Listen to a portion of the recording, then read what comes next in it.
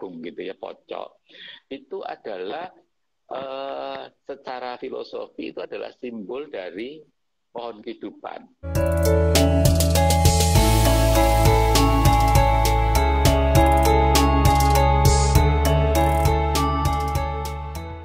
Selamat malam, Pak.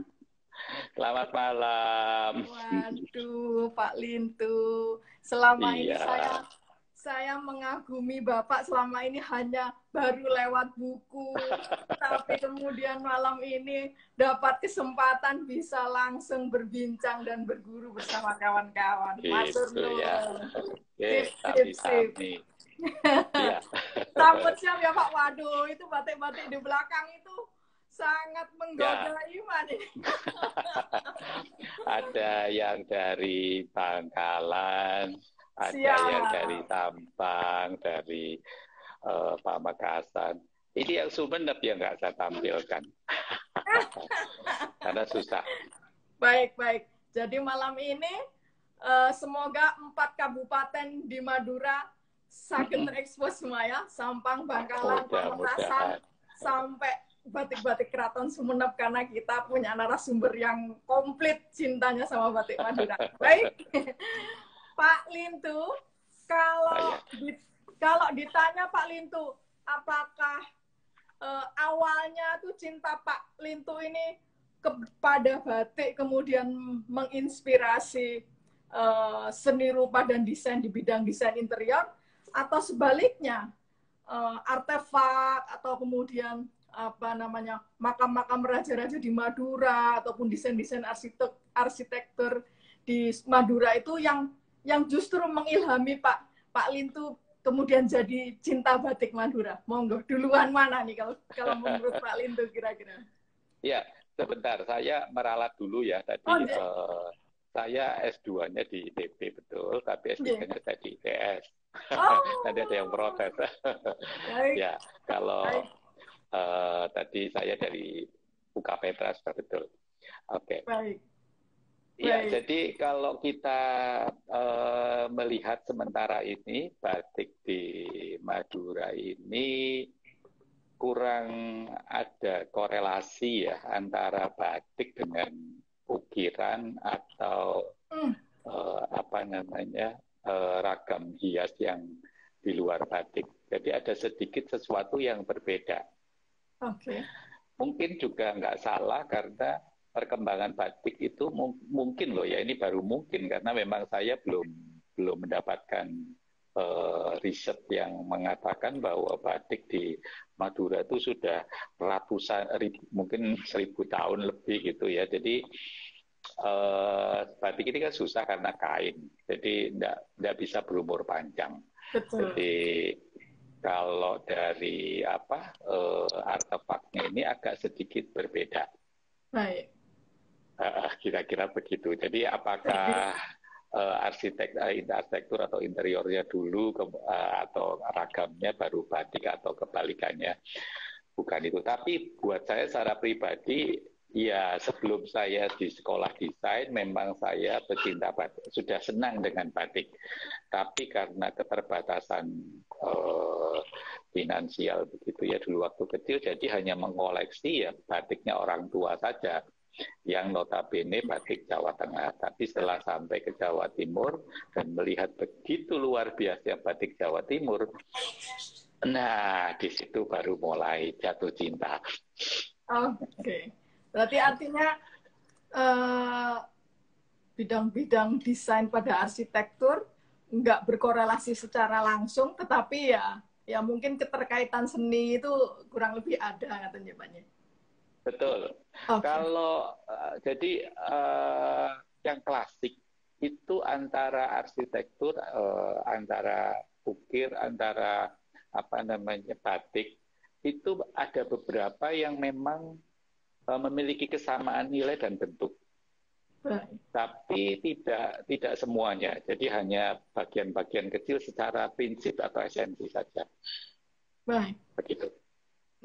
Oke. Baik. Jadi masuknya ke seni kriya kalau nggak salah ya. Kalau misalnya di FSRD itu kriya tekstilnya. Baik. Kriya masuk, iya. Tapi secara filosofi itu ada kesamaan secara filosofi, tapi visualnya itu yang berbeda antara arsitektur, kriya, interior, dan batik. Tapi secara filosofi punya nilai yang sama, visualnya yang berbeda. Baik, baik. Nah, kemudian itu kan yang menarik, Pak Lintu tadi, kalau dari kecil ya mengenal batik, bisanya yang mewarisi batik-batik orang tua. Artinya kan karena Pak Lintu Wonosobo berarti Jawa Tengah lah ya gitu. Tetapi kemudian kok sampai pada tahap Pak Lintu itu punya fokus lebih kepada batik-batik Jawa Timur. Bahkan saya baca Pak Lintu itu sampai bikin pemetaan, misalnya di Jawa Timur pun juga ada yang gaya Mataraman, kemudian peralihan dan sebagainya. Nah, itu apa Pak? Apa momen yang mendasari itu kok tahu-tahu Pak Lintu, wah aku kok pilih Pak Jatim aja gitu. Iya, jadi gini, kalau batik Jawa Tengah itu riset, publikasi, dan orang sudah mengenal. Betul. Batik Jawa Timur sebelum tahun 2000-an hampir tidak mengenal. Leres. Orang tidak mengenal. Bahkan tahun 2000-an terakhir begitu, saya tinggal di Sidoarjo, kalau saya mengatakan, loh ini batik Sidoarjo, orang pasti bertanya, hah? Sidoarjo ada batik ya? Gitu loh. Padahal dulunya Sidoarjo ini sentra batik yang sangat besar. Bukan hanya perajin kecil ya, tapi ini sudah fabrikasi ya, jadi produksi besar-besaran itu sudah terjadi di Sidoarjo. Nah, karena ya namanya orang desain itu kan bosenan ya, kalau sudah banyak orang riset, sudah banyak orang publikasi dan lain-lain, kan ya ngapain gitu ya, orang desain itu selalu cari sesuatu yang berbeda. Nah, saya menemukanlah batik Jawa Timur mulai muncul dan mulai termemori di kepala saya, dan kemudian kok tidak banyak orang kenal ya gitu. Nah, itulah yang membuat tantangan saya untuk mencintai dan memulai mengumpulkan. Saya sebetulnya bukan kolektor, ya hanya mengumpulkan saja. Jadi batik-batik saya ini bukan batik dengan kualitas tertentu, bukan, tapi saya lebih mengumpulkan kepada motif yang kadang-kadang justru sudah hampir tidak muncul gitu ya, seperti nanti bisa bercerita lebih lanjut. Nah, itu yang membuat saya akhirnya mengangkat batik ini bersama dengan teman-teman. Jadi mulai kira-kira tahun 2007 begitu, akhirnya kita ingin mensosialisasikan dan mengedukasi tentang batik Jawa Timur kepada masyarakat secara keseluruhan. Kira-kira begitu. Baik. Jadi kemudian kalau teman-teman malam ini nyimak, apa Pak keistimewaannya batik Jawa Timur? Teman-teman Jawa Timur waktu tahu saya undang Pak Lintu tuh, wah katanya DM saya seneng banget, ayo Mbak kupas gitu. kupas sama Pak Lintu gitu. Apa Pak supaya teman-teman itu tahu keistimewaan yang teman-teman mungkin nggak tahu, bahwa sebenarnya ada motif-motif tua, kuno, atau bahkan sentra-sentra pembatikan yang tidak bisa dibilang baru ya, bahkan justru lama. Baik. Ya, saya pertama kali memperkenalkan batik Jawa Timur, semua orang mengatakan batik Jawa Timur itu jelek gitu ya, kasar ya, dan bla bla bla bla bla bla bla bla. Nah, ini sebuah tantangan buat saya. Ini justru yang membedakan antara batik Jawa Timur dan batik Jawa Tengah. Kalau kita mau jujur dengan pikiran yang terbuka, kita tuh tahu bahwa orang melihat batik Jawa Timur caranya bagaimana sih gitu ya. Pasti orang Jawa Tengah melihat batiknya akan dilihat begini. Artinya dekat dengan mata. Wow, halus banget, presisi. Itu menjadi standar. Tapi kalau menemukan batik Jawa Timur dilihat dengan mata yang dekat seperti ini, batik Jawa Timur itu ya kalau dibandingkan dengan Jawa Tengah pasti akan berbeda jauh kalau dilihat dari dekat. Tapi batik Jawa Timur itu kalau dilihat dari kejauhan, itu yang luar biasa. Kenapa luar biasa? Karena dari komposisi warna, dari bentuk, itu lebih eye catching gitu loh dibandingkan dengan batik Jawa Tengah yang halus, jelimet begitu.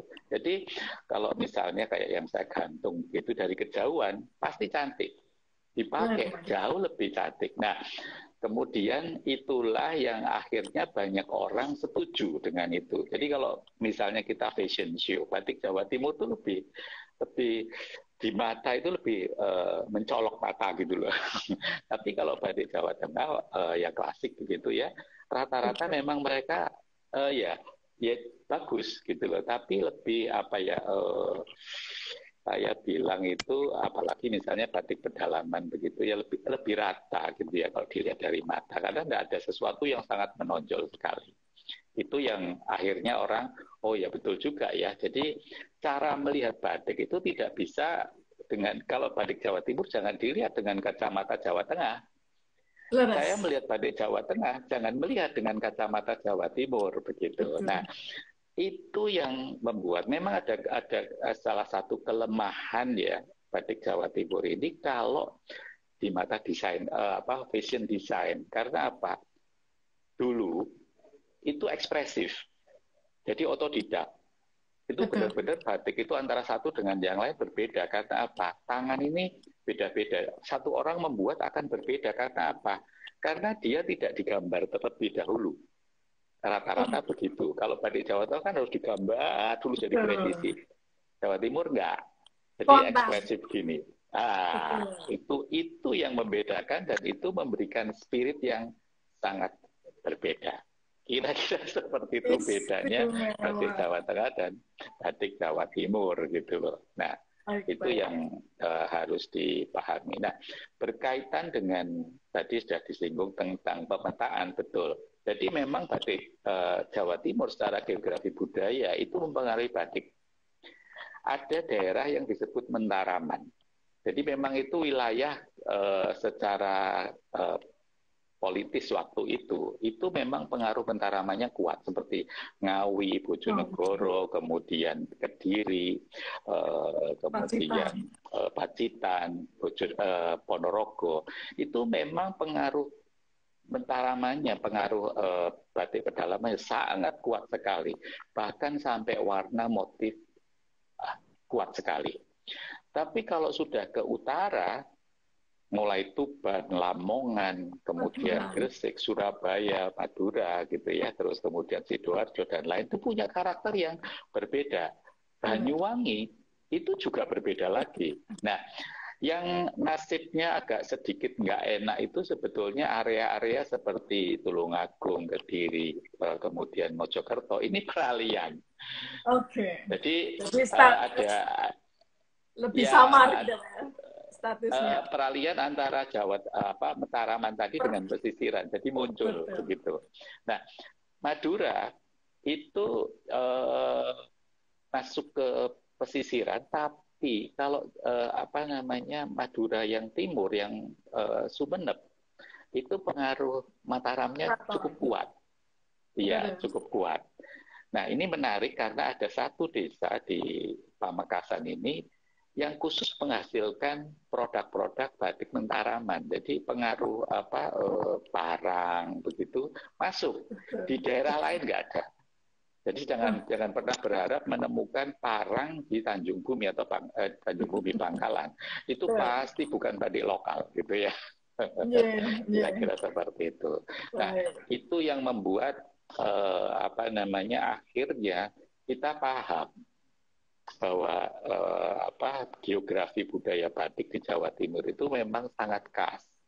Saya pikir Jawa Tengah juga sama, tapi bagaimana pengaruhnya Jawa Tengah itu hanya di daerah tertentu. Nah, selain itu, batik klasik itu memang ada di beberapa tempat di Jawa Timur. Jadi kalau dari Tuban itu menurut saya memang sentra batik yang sangat cukup tua. Pengaruh Chinese-nya cukup kuat, kemudian ke Lamongan ya, Lamongan itu pengaruh Chinese-nya juga masih kuat, kemudian ke Sidoarjo juga, terus di Tulungagung, kemudian Trenggalek, kemudian Pacitan, itu merupakan sentra-sentra batik kuno. Di bagian timur itu di Banyuwangi. Kemudian di Madura 4 kabupaten ada, cuma yang tidak memiliki sentra yang menonjol untuk batik klasik kunonya itu di Sumeneb. Oh. Itu tidak muncul. Tapi yang lain-lain muncul dengan kuat sekali. Begitu. Jadi kira-kira ada daerah itu. Padahal Sumeneb kan dia bukannya dia mewarisi keraton apa gaya-gaya keraton Sumeneb ya Pak ya, sehingga kemudian Madura bisa menemukan warna-warna soga di Sumeneb ya. Tapi justru ini menarik kata Pak, justru nggak ada jejak kuno di sana ya. Oh gitu ya Pak ya. Mungkin ada, mungkin. Cuma sampai sekarang saya belum menemukan. Jadi saya punya koleksi yang Sumeneb itu sangat terbatas, mungkin sekitar 3 atau 4 saja. Kalau yang dari Bangkalan sampai ke Pamekasan cukup banyak, apalagi Bangkalan dan Pamekasan cukup banyak. Tetapi yang Sumeneb ini tidak. Saya hanya menemukan di Sumeneb ini di beberapa masyarakat Chinese itu muncul, tetapi itu batiknya rupa-rupanya memang batik pesisiran entah dari Lasem, entah dari Pekalongan atau Cirebon, itu yang masuk ke sana. Baik. Kalau saya lihat foto-foto kuno, itu batik bangsawan yang dimiliki itu memang orientasinya lebih ke Jawa Tengah ya, Jogja, Solo gitu ya. Tapi yang khasnya seperti di klasik di sana yang masih diproduksi di daerah Pekandangan itu masih mirip-mirip dengan Pamekasan. Itu yang dimiliki. Kira-kira gitu. Baik Pak Lintu. Jadi teman-teman malam ini kita bisa dapat apa nih tambahan ilmu gitu ya. Terlepas dari karena saya melihat saya dan teman-teman kawan-kawan Lawasan ini sudah sepakat bahwa kita itu udah cinta batik, mau dari Jawa Tengah, Jawa Timur, bahkan tempo hari kita juga mengupas yang Sunda gitu ya. Tapi malam ini tuh kita bisa dapat konfirmasi gitu, informasi dari Pak Lintu sebagai peneliti juga batik gitu kan, bahwa batik Jawa Timur itu secara motif lebih ekspresif, tetapi juga kemudian bisa dibilang kaya karena batik Jawa Timur punya karakter Mataraman, punya karakter pesisiran, dan itu tadi ada daerah yang peralihan. Peralihan, ya. Keren. Kalau warnanya, motifnya, wah itu selera Pak. Kalau yang sudah kalau yang sudah jatuh cinta, wah udah percaya banget, keren gitu. Nah, sekarang kita ke Madura Pak Lintu gitu. Karena memang kita temanya adalah mengupas Madura. Nah, Madura sendiri kan seperti kita tahu bahwa ada di Sumeneb, kemudian Pamekasan, Sampang sampai Bangkalan. Nah, bagaimana Pak? Apakah setiap kabupaten itu punya ciri khas dan karakter sendiri-sendiri? Dan ini kan teman-teman lagi belajar batik Madura. Ada nggak tips dari Pak Lintu untuk setiap batik-batik di daerah tersebut? Monggo. Tips untuk ini, mengenal gitu. Mulai mencintai atau mengoleksi. Di masing-masing itu tadi saya tidak terlalu bisa menjelaskan yang Sumeneb karena memang agak gelap ya. Gelap dari keilmuan itu gelap. Belum mendapatkan informasi dan juga koleksi-koleksi yang jelas gitu ya. Jadi yang Bangkalan atau sentranya itu di Tanjung Bumi, ini yang paling khas.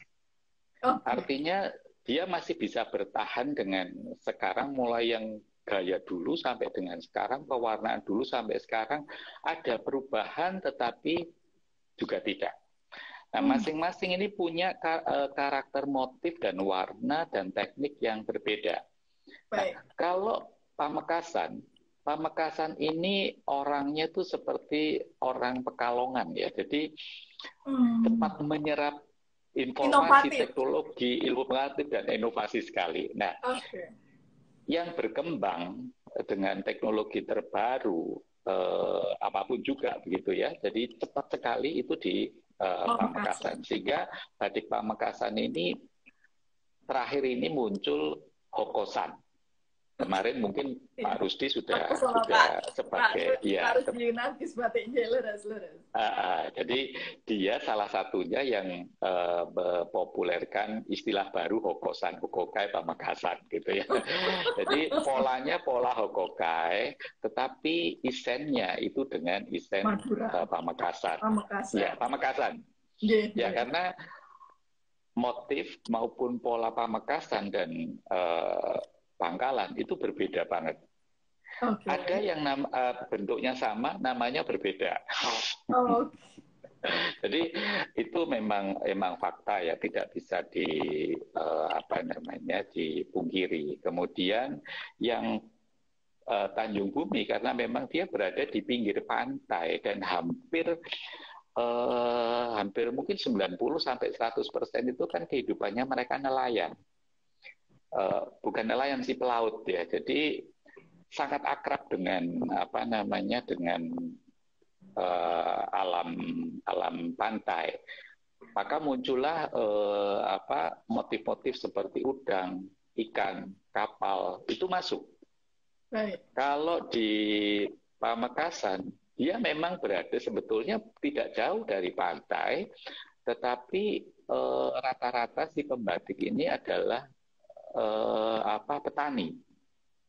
Jadi agak sedikit jauh dengan kehidupan pantai. Ini agak sedikit membedakan. Nah, kemudian kalau yang di Sagantung itu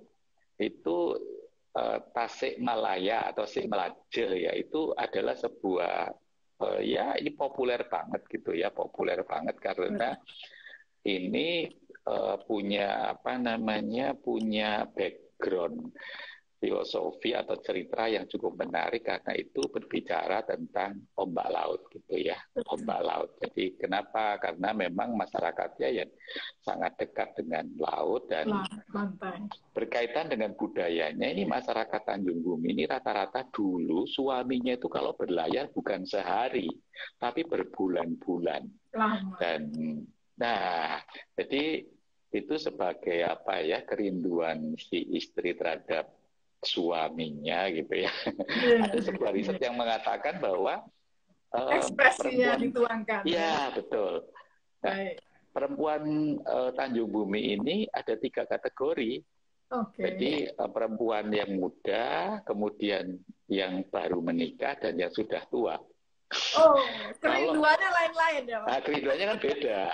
Kalau yang ini karena pengen ketemu bapaknya gitu ya, kangen sama bapaknya, bawa oleh-oleh apa gitu ya. Yang kedua ini kan tidak urusan dengan oleh-oleh atau apa, pokoknya datang gitu ya. Ya, betul. Kalau yang tua ya enggak, pokoknya duitnya berapa yang dibawa gitu. Nah, ini sebetulnya hanya gambaran saja bahwa masyarakat Tanjung Bumi itu adalah masyarakat pelaut dan sampai dengan sekarang. Dan yang menarik memang perempuan lebih berkuasa dari suami. Itu menurut beberapa penelitian bagi budaya begitu ya, nggak salah ya. Kalau dulu kan sampai 8 bulan baru suaminya datang. Gitu. Kalau sekarang kan enggak, lebih cepat, nggak sampai berbulan-bulan sudah kembali lagi karena mereka kirim sapi ke luar pulau Kalimantan, kemudian sampai ke Pangkal Pinang dan lain-lain. Pelabuhannya juga pelabuhan ternak sapi, bukan pelabuhan seperti manusia begitu, bukan itu. Iya, betul. Nah, itu yang cukup menarik. Kalau kita nanti mau menelusuri lagi, ya itu akan menjadi lebih kaya. Nah, pewarnaannya dari segi warna, Tanjung Bumi itu sangat khas. Jadi ada sogan, coklat, tapi coklatnya coklat tidak sama dengan Jawa, gitu ya. Jadi coklatnya agak sedikit kemerahan, kemudian ada merah seperti yang saya pakai ini merah, jadi begitu. Terus kemudian muncul tentunya warna biru ya sebagai warna dasar karena itu adalah warna dari tarum atau indigo. Nah, indigonya ini berbeda dengan indigo yang ada di Tuban.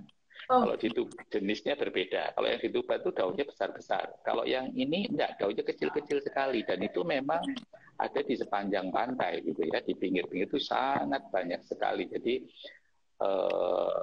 quality warna dan ekspresinya berbeda dengan yang di Tuban. Nah, ini yang menjadi menarik. Kemudian warna hijau juga bisa dimunculkan dari dari kayu-kayuan ya. Jadi mereka nyebut kayunya itu kayu monduh ya kalau nggak salah itu warna merahnya ya, hijaunya ya. Kemudian dari itu yang menjadi karakter. Nah, yang dilihat ini sebagian gitu ya, yang ini kan ada merah, ada hijau dan biru, kemudian itu menjadi salah satu karakter. Tapi orang Madura tidak mengenal kata hijau. Oh. Jadi kosakatanya itu bukan hijau tapi biru. Ada biru langit, biru daun gitu ya, tapi tidak ada kata hijau. Jadi bukan berarti nggak ada yang begini, yang ini biru, bukan hijau. Bukan hijau, Madura bilangnya biru. Biru, pakai H ya, biru gitu ya. Nah, itu yang menarik. Nah, sampai ke timur ya, di Pamekasan itu warna biru dan sogan itu masih. Jadi awalnya memang sogan itu sebagai warna yang general, tapi sogan coklatnya antara yang Bangkalan dengan Tanjung Bumi itu berbeda. Oh. Jadi yang sampai ke timur juga berbeda. Jadi sogannya itu menurut saya itu hampir seperti sogan Jawa gitu ya. Jadi coklatnya itu kuat, mantap gitu ya. Tapi kalau yang Madura enggak, yang Bangkalan enggak secoklat itu. Nah, itu yang membedakan karakter. Kalau motif beda, tapi ada yang hampir sama. Misalnya rebet ya. Rebet itu rumput ya, rumput-rumputan ya. Seperti ini ya, seperti ini. Ini juga hampir sama antara utara, ada timur dan barat. Cuma memang akhirnya agak berbeda. Nah, karakter yang menurut saya sangat luar biasa itu adalah teknik. Ya, teknik yang masih digunakan hingga saat ini di Tanjung Bumi. Saya beranggap asumsi saya bahwa teknik yang dikembangkan yang mereka sebut duri kalau di Tuban itu namanya ririan, ikan, tulang ikan. Pak. Ririan tulang itu ikan. Yang di sana. Tapi kalau orang Madura kan durian. Jadi bukan durian buah tapi duri. Seperti duri gitu ya. Nah, teknik ini adalah teknik yang saya yakini bahwa ini adalah sebuah teknik kuno sebelum orang mengenal teknologi cantik. Oke. Kalau punyanya Pak Rusdi kemarin minggu lalu, itu canting emas atau canting nol itu kan teknologi. Betul. Dan itu bisa dibereskan ya setiap orang. Betul. Tapi di Madura ini misalnya ini ya, saya dekatkan ya. Nah, ini tuh teknik bukan karena canting. Nah, ini butuh spesialisasi buat orang yang membuat. Karena apa? Garis yang berwarna itu di batik itu sulit. Betul. Tapi kalau yang garis itu warna putih itu gampang, tergantung kepada cantingnya. Nah, ini adalah teknik kuno di mana teknologi canting itu belum ditemukan, sehingga canting itu sebesar apapun tidak apa-apa. Tetapi antara malam satu dengan malam lain dibuat sekecil mungkin, sehingga itu nanti akan menjadi warnanya akan terekam di situ. Nah, kalau menurut saya ini sebetulnya lebih susah dibandingkan dengan yang canting nol. Canting nol itu kan sebetulnya sudah terlatih gampang saja begitu ya. Tapi yang ini enggak, karena apa? Antara hati, pikiran dan tangan itu harus menyatu. Kalau enggak, ya kan nempel gitu warnanya rusak. Betul. Nah, itu adalah teknik yang ada di pesisiran. Di Cirebon masih digunakan, tapi tidak selembut ini ya. Terus Oh, kemudian di Tuban juga masih melakukan seperti itu ya, jadi sebagai karakter batik Tuban. Di Lasem Pekalongan sebagian ya, tapi tidak menjadi ciri khas. Nah, baik. kalau saya melihat seperti ini sudah sangat kagum. Ada sebetulnya motif yang namanya Bang Ompai. Ya, Bang Ompai itu kayak sebetulnya itu bunga manggar, bunga kelapa. Tapi dibuat dari garis-garis yang menempelkan malam dengan malam itu. Dan kalau kita Bapak Ibu yang mendengar ini kemudian menemukan itu dan sangat halus, jangan tunggu besok dah, sikat saja. Langsung. Karena susah. Karena Terus. susah dan tidak semua orang itu bisa menggunakan. Saya ingat sekali ketemu pada waktu tahun berapa ya, mungkin awal-awal 2000-an, itu sudah mulai susah orang yang membuat sehalus sekali gitu ya. Nah, saya masih punya beberapa. Nah, yang seperti itu butuh kesabaran. Dan banyak orang yang dalam tanda petik sudah tidak sabar. Kalau seperti ini yang saya gunakan, ini kan masih dalam tanda petik masih gampang ya, karena memang ini kan putihan. Kalau putihan seperti ini, Cirebon jauh lebih canggih gitu ya. Artinya, wow, bersih begitu ya. Tapi Malamnya di nggak tempat pecah ya. nah, itu yang luar biasa. Saya juga belum tahu rahasianya. Kok bisa seperti itu? Kenapa? Belum tahu. Nah, ini karakter yang dimiliki oleh batik Tanjung Bumi. Selain yang background-nya gelap. Kalau background-nya gelap seperti ini jauh lebih gampang. Menurut saya bukan sesuatu yang luar biasa. Nah, teknik itu di Pamekasan hampir jarang digunakan atau tidak digunakan. Mereka lebih menggunakan teknologi baru, yaitu dengan canting yang kecil, canting emas. Itu yang diprakarsai oleh Mas Rusdi yang minggu lalu. Narkis batik, betul. Kira-kira, ya betul. Kalau Berarti, motif ya, saya pikir banyak. baik. Oh ya, ada sesuatu yang sedikit berbeda. Jadi lereng ya, lereng seperti ini. Betul. Lereng ini hampir sama seperti di Jawa. Kalau di Jawa itu kan lereng, terus kemudian ada parang dan ada lereng, dan rata-rata tuh kemiringannya itu kan 45 derajat. Tapi orang Madura enggak. Yang dulu tentunya akan 60 derajat begitu ya. Jadi boleh lebih serupa tajam, tapi tidak sama. Tidak sama begitu. Ya. Terus kemudian pinggirannya. Jadi saya jarang menemukan pinggirannya batik di Madura itu ada pinggiran polos, itu hampir jarang ya. Jadi mereka tidak terlalu memikirkan pinggirannya. Tapi kalau mau membuat pinggirannya itu justru dengan pucuk rebung begitu ya, kecil-kecil begitu ya. Itu yang mereka lakukan.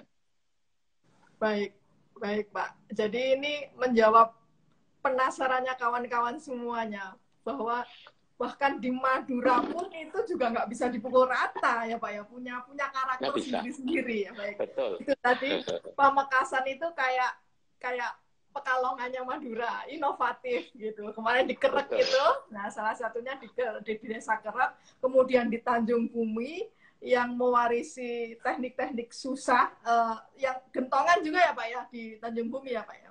Tanjung Bumi teknik gentongannya yang masih sampai dengan sekarang menjadi merek yang meningkatkan harga jual. Jadi kalau sudah gentongan, wow, ini harga mahal. Oh, tadi menyebut Kerek itu bukan di Pamekasan ya, di Tuban ya. Oh, oke, baik Pak. Tadi saya membandingkan aja. Sorry Pak, maksud saya kemarin yang sama Pak Rusdi itu Pode ya, sorry teman-teman, Pode bukan Kerek, Pode teman-teman, maaf. Maksud saya Pode Pamekasan, baik. Nah, kalau ini Pak, Sampang Pak, apa kabar Sampang Pak? Sampang dan Sumeneb, ini ya kebetulan ada yang nanya, adakah perbedaan kehulusan batik Sampang ini dari Pak Kapip ya, ini Sampang dengan Tanjung Bumi tadi sudah ya. Jadi mungkin mungkin sedikit tentang Sampang dan Sumeneb. Iya, Sampang ini memang tidak terlalu apa ya, tidak terlalu berbeda canggih banget atau gitu ya, inovatif karena gitu ya.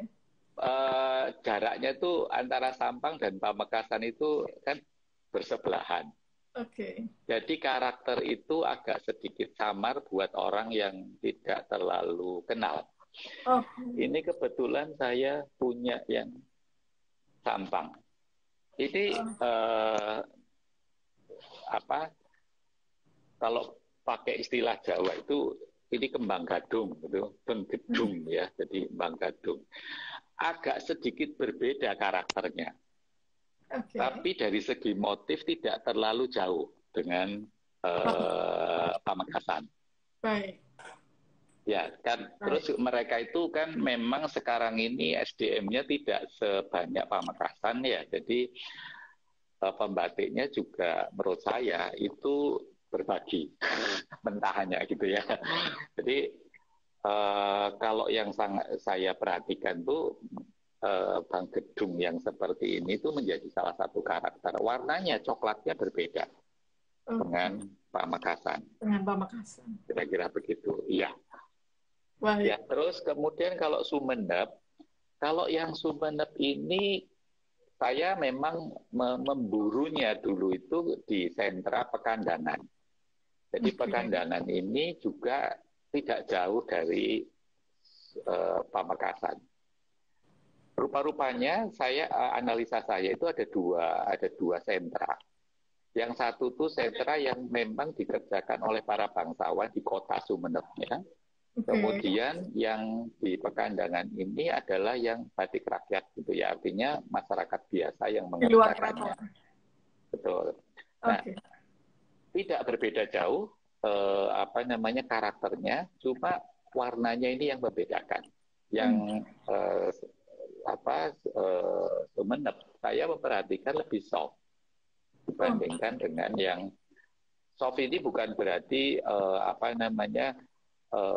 ada merah biru itu bukan. Maksud saya gradasi warnanya itu lebih pastel begitu ya, jadi tidak terlalu keras gitu ya, tapi lebih soft. Tidak terlalu ekspresif, berabir ya, gitu. coklatnya agak rendah.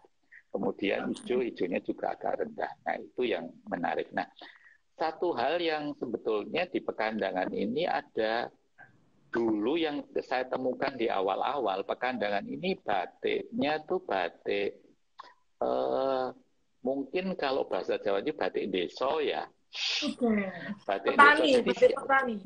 Ya, simple sekali, sederhana sekali dan karena orang Sumeneb ini banyak yang migrasi ke Situbondo. Di Situbondo itu ada satu daerah batiknya itu sama dengan batik Sumeneb yang Pekandangan ini. Ini luar biasa. Nah, itu yang dimiliki. Kalau kehalusan, saya pikir memang tergantung kepada si pembatiknya. Yang saya punyai, ya kebetulan saya nggak saya keluarkan. Motif Sekar Jagad ini cukup populer ya baik di Sumeneb maupun di Pamekasan. Nanti Sekar Jagad ini akan berkembang dengan variasi motif yang macam-macam. Ada berkeper, ada yang pakai motif lain sahabat rantai atau yang lain-lain. Nah, itu yang menjadi salah satu pertimbangan. Karakternya hanya di karakter warna itu yang sedikit membedakan. Dan kalau kehalusan tergantung kepada si pembatiknya. Yang saya temukan itu. Kalau sekarang ya yang digunakan oleh pejabat orang-orang Sumeneb kalau batik klasik rata-rata ya masih cenderung ke Pamekasan karena memang sentralnya utama di sana gitu. Baik.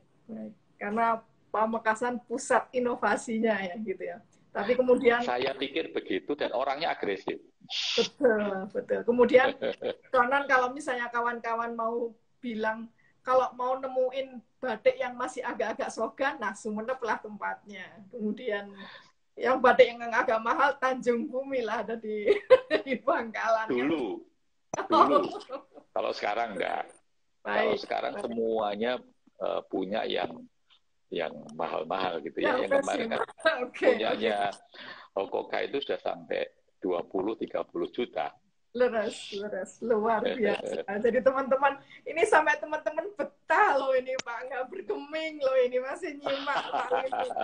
Jadi kalau menurut Pak Lintu ya, teknik atau keahlian orang Madura dalam membatik, itu tuh memang based on talenta yang sudah diwarisi turun-temurun, bukan karena pendatang ya Pak ya. Artinya itu secara, apa ya namanya, memang dari dulunya itu memang sudah punya teknik sendiri sehingga dia nggak sama seperti apa Mataraman atau kemudian pesisiran tetangga-tetangganya Pekalongan, Cirebon dan sebagainya. Menurut Pak Lintu bagaimana? Artinya keahlian Madura itu memang lebih ke talenta yang dari leluhurnya sendiri ya sehingga profilnya atau karakternya memang spesifik. Ya, orang Madura itu kan ekspresif ya. Betul. Jadi ekspresif dan mudah mudah menerima apa yang dari luar gitu ya. Jadi mudah belajar. Tapi dia tidak sekedar begitu ya, kayak canting. Cantingnya di Madura kan tembaga kan susah. Betul. Mereka tidak menggunakan tembaga tapi pakai seng. Meskipun bentuknya sama. Nah, itu yang menurut saya itu inovasi yang dari segala keterbatasan mereka, tapi mereka masih mampu untuk berekspresi. Mungkin tidak pernah tahu capnya Madura yang kalau di Jawa ini pakai tembaga, di sana pakai paku kan nggak pernah tahu ya. Jadi membuat ceceknya titik-titik garis begitu, itu tidak pakai malam gini, tapi menggunakan cap ceruk begitu ya. Jadi itu sebuah kreativitas yang menurut saya itu sebuah modal. Kemudian orang Madura ini, menurut saya matanya itu mata ular, mata kamera. Betul, artinya sampai halus itu kan pasti ada korelasi sama kekuatan di mata ya Pak. Selain itu, artinya gini, orang Madura itu kalau melihat sesuatu, itu gampang untuk meniru. Oke. Daya ininya, daya kopinya tinggi ya Pak, artinya tinggi sekali. Begitu. Oke. Itu. Nah, khususnya kalau kita pelajari ke desa-desa perajin batik ya. Jadi sebetulnya kalau bicara batik itu tidak bisa sebuah batik ini dikerjakan oleh satu orang, nggak bisa. Dulunya. Kerja sama tim. Itu di Jawa juga sama seperti itu. Jadi ada orang yang hanya membatik, kemudian ada yang mewarna, ada yang mendesain. Kalau sekarang kan sudah dilatih, mulai mendesain, membatik, mewarna, bahkan sampai menjual bisa dilakukan oleh satu orang. Kalau dulu kan enggak. Nah, orang Madura ini batik itu bukan, menurut saya itu bukan sebuah profesi kalau di desa. Bagian dari kehidupan. Jadi saat tadi itu tidak musim tembakau, tanah tidak bisa dikerjakan, mereka membatik. Jadi ibu-ibu itu ya sudah duduk membatik, nanti waktunya masak ditinggal dia masak, waktunya harus ngasih makan sapi atau nyari makan sapi yang mereka lakukan. Jadi batik itu bagian dari hidup. Itu yang berbeda. Kalau di Jawa ini kan kalau namanya pembatik itu ya kerja. Batik aja dah, tidak mengerjakan yang lain. Ini enggak. Batik itu bagian dari kehidupan. Ya. Regenerasinya dulu tuh seperti itu. Jadi pada waktu membatik, anaknya di samping, anaknya juga mencoba dan lain-lain, sehingga itu terus berlangsung. Artinya regenerasinya jalan ya Pak? Sebetulnya secara alami begitu. Cuma memang sekarang ada sedikit perubahan ya. Orang lebih prestis kalau dia itu kerja di pabrik, ya, kemudian kerja di kota, gitu ya kan ada prestis gitu ya. Kalau dulu kan enggak. Tapi ya masih bersyukurlah, artinya sampai dengan sekarang masih banyak anak-anak muda yang menekuni itu. Bahkan saya lihat di beberapa di IG, di mana di FB dan lain-lain, itu sekarang tuh anak-anak muda yang muncul, yang dulunya itu hanya pembatik saja, sekarang ini sudah jadi dalam tanda petik juragan gitu ya. Dan mereka sudah lebih pintar untuk berjualan kemana-mana dan lain-lain. Jadi agak sedikit budaya yang berbeda antara orang Pamekasan khususnya dengan orang lain. Di mana di Tanjung Bumi sama, ibu-ibu itu ada yang punya toko begitu ya. Ya tokonya buka, tapi dia batik. Ada orang beli ya dia tinggal, dia melayani. Tapi selesai itu dia batik lagi. Jadi tidak terpisahkan dengan apa ya. Kan beda kalau profesi itu kan saya bayar gini, dibayar segini, masuk pagi sampai ini. Enggak, tapi benar-benar sampai dengan senggang. Nah, kenapa salah satunya batik Tanjung Bumi ini berbeda dengan yang batik Jawa salah satunya begitu, karena mereka itu kan nggak diberikan target, makanya kadang-kadang pengerjaannya sangat spesifik dan unik begitu, karena bukan profesi ya, tapi kehidupan. Bagian dari kehidupan. Maka kemudian lebih ekspresinya lebih masuk, lebih keluar. Betul. Ya, Pak. Itu jadi ini yang ditunggu teman-teman semuanya, bahwa biasanya kita mengenal motif-motif batik Madura kan kayak semacam sekoh gitu ya Pak ya. Kemudian taseh Malaya, kemudian reper-keper. Nah, kita sekarang pengen tahu gitu apa dari batik-batik Pak Lintu, karena kita tidak hanya melihat bentuk fisiknya, keindahan motifnya, tetapi kami mau belajar bagaimana Pak Lintu menjelaskan mungkin tentang filosofi dari batik yang mau ditunjukkan Bapak. Monggo Pak. Gitu ya, oke.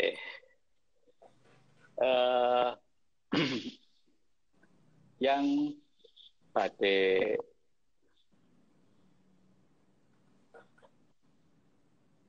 iya ya, oke. Jadi ini mudah-mudahan kelihatan ya. Iya, kelihatan Pak. Yang paling disayang mana Pak? Apa semuanya Pak? Karena setiap batik itu punya keunikan. Jadi ya, ini batik Pamekasan, ini lawasan ya. Jadi memang saya bukan kolektor ya, karena saya hanya mengumpulkan saja. Jadi tidak punya klasifikasi dan lain-lain. Bukan itu tujuan kami. Didasari rasa cinta ya Pak ya. Karena mau edukasi dan sosialisasi. Baik. Ini adalah perkeper. Oke. Ya, perkeper jadi itu kupu-kupu ya Pak ya? Kupu-kupu. Jadi tapi kupu-kupunya ini sepasang. Ya, sepasang. Sepasang mudah-mudahan kelihatan ya. Jadi sepasang ini ada yang besar, ada yang kecil. Jadi ini laki-laki dan perempuan. Nah, yang perempuan ini adalah yang gemuk ya. Yang laki-laki itu justru yang panjang. Nah, ini masih menjadi sebuah perdebatan ya. Jadi perdebatan karena Pamekasan ini sebetulnya cukup unik ya. Jadi pengusaha batik yang dulu itu rata-rata dari etnis Arab. Oke. Jadi bukan Chinese ya, bukan Chinese gitu ya. Jadi itu cukup menarik buat saya. Betul. Tapi kalau berbicara kupu-kupu, ini kan kupu-kupu gajah ya. Jadi orang tuh mengenalnya perkeper tuh kupu-kupu. Tapi kalau saya secara keilmuan melihat karakter dari kupu-kupu itu agak jadi ragu. Karena kalau kita melihat yang ini ya, jadi ada ujung-ujung seperti ini ya. ujung-ujung seperti ini di sudutnya itu, saya lebih menekankan itu justru kelelawar. Ya, ini kalau berkaitan dengan budaya Chinese, kelelawar itu identik dengan hoki ya, keberuntungan. Jadi bisa keberuntungan, kemakmuran begitu ya. Jadi kalau ini sepasang itu sebetulnya sesuatu yang keberuntungan yang diharapkan oleh si pengguna. Nah, kalau istilah perkeper memang apa namanya, ya kupu-kupu tuh apa sih gitu ya. Ini banyak yang mengasumsikan. Ada yang mengasumsikan bahwa kupu-kupu sepasang ini adalah kalau kita kembali mengingat legenda Chinese yang sampai intai begitu ya. Jadi kupu-kupu ini dua ini adalah simbol cinta sejati. Jadi bukan hanya sekedar hiasan, tapi ini memiliki makna sebuah cinta sejati. Jadi ini digunakan juga untuk pengantin ya. Jadi pengantin, simbol cinta sejati yang disampaikan kepada harapan untuk pasangan itu. Nah, ini batik lawas dari Pamekasan, tidak seperti yang batik Pamekasan dikenal sekarang ya, yang wow jreng gitu ya. Nah, jadi seperti ini. Nah, ini sudah pewarna kimia tetapi masih sogan. Jadi sogan coklatnya, tapi ini coklatnya coklat ke hijau ya, kehijauan gitu. Jadi ini lebih cukup menarik untuk dikaji. Nah, kemudian, jadi filosofinya lebih ke cinta kasih gitu ya, Pak ya, rasa kasih sayang antara cinta abadi. Cinta abadi. Cinta abadi. Jadi mestinya orang menikah itu tidak hanya sesaat itu ya, tapi untuk seterusnya sampai ke, kan kalau cerita sampai intai itu kan setelah mereka mati bersama, kemudian jadilah kupu-kupu, jadi cinta yang abadi gitu. Nah ini biasa dipakai untuk pengantin, tapi sekarang ini banyak digunakan untuk macam-macam lah, tapi awalnya seperti itu. Nah ada lagi satu seperti ini ya. Ini tuh kalau dilihat dari garisnya tuh lereng ya, liris ya, liris gitu ya. Ini lurus-lurus saja. Ini backgroundnya halus sekali. Ya, nah ini backgroundnya ramo itu akar ya. Tapi ini karena bentuknya wajik, maka ini disebut dengan ramo beji. Beji itu bahasa Madura itu tidak mengenal W. Jadi kalau W itu jadi B. Seperti orang Sunda itu tidak mengenal V, tapi mengenalnya P. Jadi tidak ada Fanta di Sunda kan, adanya Panta. Nah, ini juga nggak ada wajik, adanya bedit. Waru juga nggak adanya beru. Warung juga nggak adanya berung gitu ya. Jadi ini, nah ini yang seperti ini dalam ritual song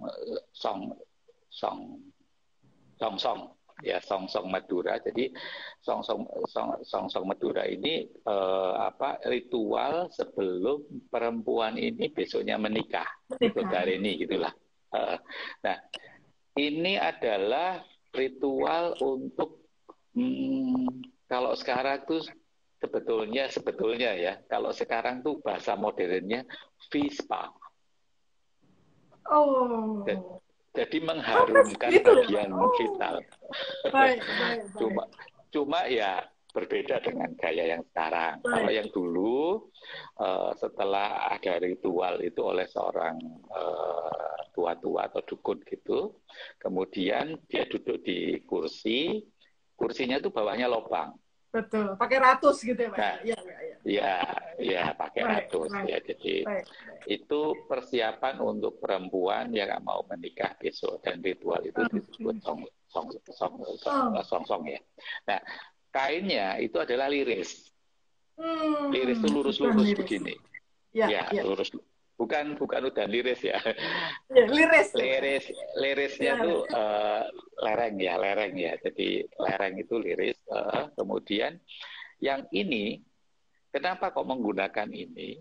Itu yang saya gali dari dukunnya ini mengatakan bahwa sebuah pernikahan itu hidupnya tuh harus lurus, jangan penuh ke macam. pura-puraan, jadi betul-betul lurus. Nah, itu supaya mereka itu dengan kain ini, supaya mereka itu nanti perkawinannya benar-benar lurus dan Langgeng sampai ya. ke tujuan dengan baik. Betul. Nah, Nah, ini yang dimiliki kenapa saya banyak mengeksplor di Pamekasan ya. Memang area area mengeksplorasinya itu banyak di Pamekasan. Nah, ini cukup menarik. Ada lagi, iya saya mesti bongkar-bongkar. Ada lagi saking sabet banyak, rantai Pak. ya. Iya, sabet Baik. rantai. Jadi sabet rantai atau yang istilah terbarunya itu sabet manik ya. Sabet rantai itu berupa gambar rantai. Sebetulnya bukan rantai dalam pengertian besi ya, tapi rantai itu tomat cherry itu loh yang kecil-kecil. Ya, Jadi ya. tomat cherry yang Dirangkai. dirangkai. Nah, memahami itu istilah rantai ini kalau kembali lagi ya kepada budaya Chinese bahwa rantai itu kan memang pada waktu lamaran itu kan perempuan laki-laki itu memberikan kalung ya ke perempuan sebagai tanda ikatan bahwa itu sudah diikat oleh laki-laki itu. Nah, itu sama sebetulnya sabet rantai itu digunakan untuk lamaran. Jadi kalau masyarakat Chinese simbolnya kalung emas, ini simbolnya batik, gambar gitu ya, gambar dari rantai itu. Nah, ini sebetulnya budaya ini kalau kita perbandingkan dengan budaya Jawa, itu sebetulnya hampir sama dengan satrio manah. Baik. Ketika Satrio manah melamar di ya. Jawa itu Baik. melamar menggunakan batik itu dan gambarnya juga rantai. Betul. Cuma mereka tidak di Jawa Timur ini tidak mengenal semen rantai. Mengenalnya hanya satrio manah, jadi hanya laki-lakinya saja. Jadi sama di Madura juga sabet rantai itu. Baik. Nah, ada lagi satu mestinya ini ya, apa namanya banyak teman-teman yang pengen lihat motifnya gitu ya. Tasikmalaya Ya, apa, Pak? Tasikmalaya, Pak? Tasikmalaya yang belakang. Oke. Kan Ya, yang itu kondang ya, Pak ya? ya itu tuh batik Tanjung Bumi, Tanjung Bangkalan. Bumi. Baik, Ya, baik. tapi kalau di Pamekasan tidak punya ini, punyanya Ngai Sungai. Hmm. Ngai Sungai itu hampir seperti ini, cuma nggak lurus-lurus, tapi bergelombang. Oke. Jadi, Kalau di Jawa ini Galaran kalau Jawa Tengah. oh bukan. Kan Kalau ya, galaran itu kan garis yang lurus. melengkung. Ini Iya. bukan. Jadi Jadi lereng, berombak. tapi lerengnya nggak lurus. Ini kan Oke. lerengnya lurus. Betul, Nah, betul. lerengnya itu melengkung begini. Nah, Oke. dalamnya bisa berisi macam-macam. Nah, Baik. kalau galaran di Jawa Timur itu disebut dengan apa namanya rawan. Hmm. Rawan yang lurus namanya rawan kenceng, tapi kalau rawan yang berenggok itu rawan enggok atau Engkau. jadi rawan yang enggok gitu. Nah itu Baik. galaran di Jawa Tengah. Nah kembali setelah ini untuk pernikahan itu ada yang namanya tong centong. Tong Oke. centong itu ya seperti centong Centong, begitu nasi. gambarnya. Betul. Ya.